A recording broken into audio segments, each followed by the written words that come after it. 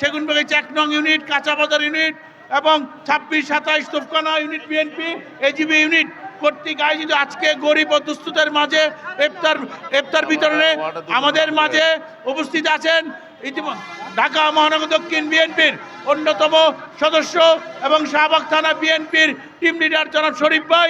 বাংলাদেশ জাতীয়তাবাদী দল ঢাকা মহানগর দক্ষিণের পক্ষ থেকে দক্ষিণের আহ্বায়ক রফিকুল আলম মজদু এবং সদস্য সচিব তানভীর আহমেদ রবিনের পক্ষ থেকে আপনাদেরকে অভিনন্দন জানাচ্ছি এবং আজকের এই ইফতার মাহফিল এখানে আরম্ভ করছি।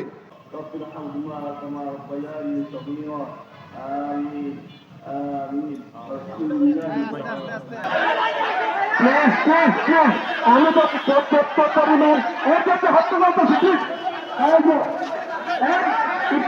প্রত্যেকটা পরিবার ইফতার আছে।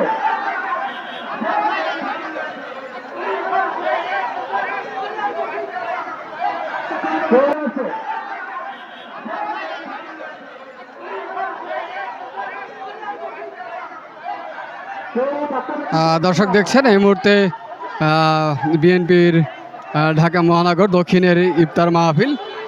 এই ইফতার মাহফিলকে ঘিরেই কিন্তু চলছে হট্টগোল। আপনাদেরকে কিন্তু দেখতে পাচ্ছি পক্ষ বিপক্ষ কিন্তু হট্টগোলে তাদের ইফতার মাহফিলে জড়িয়ে গেছে। আপনাদেরকে সেটি কিন্তু দেখানোর চেষ্টা করছি। এদিকে যারা পথচারী রয়েছেন পথচারীদেরকেও কিন্তু ইফতার দেওয়ার জন্য কিন্তু আজকের এই কার্যক্রম তারা করেছিলেন।